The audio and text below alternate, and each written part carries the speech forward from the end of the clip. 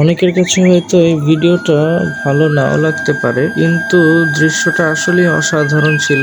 সকালে প্রকৃতি যে কতটা সুন্দর সেটা সকাল না হলে আপনি বুঝতেই পারবেন না। আরেকটা বিষয় হচ্ছে, আজকে আমরা যে একটা খামার ভিজিট করতে গিয়েছিলাম, যাওয়ার পথে যে জায়গাটা দিয়ে আমরা গিয়েছিলাম ওই জায়গাটা হচ্ছে আমার হৃদয়ের একটা জায়গা। শুধু আমার না, আমার মনে হয় বরিশালের হাজারো লঞ্চ প্রেমী মানুষের পছন্দের একটা জায়গা। একটা সময় যেই জায়গাটাতে গেলে সারাদিন শুধু দেখতাম লোহার শব্দ, হাতুড়ির বাড়ি, আগুনের ফুলকি, একটার পর একটা স্পট জোড়া জোড়া দিয়ে তৈরি হচ্ছে বিশাল বড় এক জাহাজ। আজকে সেই জায়গাটা একদম নিরিবিলি, কালের বিবর্তনে আমাদের মাঝ থেকে হারিয়ে যাচ্ছে যেন আমাদের সেই ঐতিহ্যগুলি। আজকে যখন ভোরবেলায় আমি একটা খামার ভিজিট করার উদ্দেশ্যে এখান থেকে যাত্রা করছিলাম, তখন বারবার দেখে মনে হচ্ছিল এই যেন নতুন কোনো এক জায়গায় আমি এসেছি। নিজেকে কোনোভাবেই মানিয়ে নিতে পারছিলাম না যে এই জায়গাটা আজকে এত নীরব হয়ে গেছে। ফ্যাল ফ্যাল দৃষ্টিতে শুধু তাকিয়ে তাকিয়ে দেখছিলাম,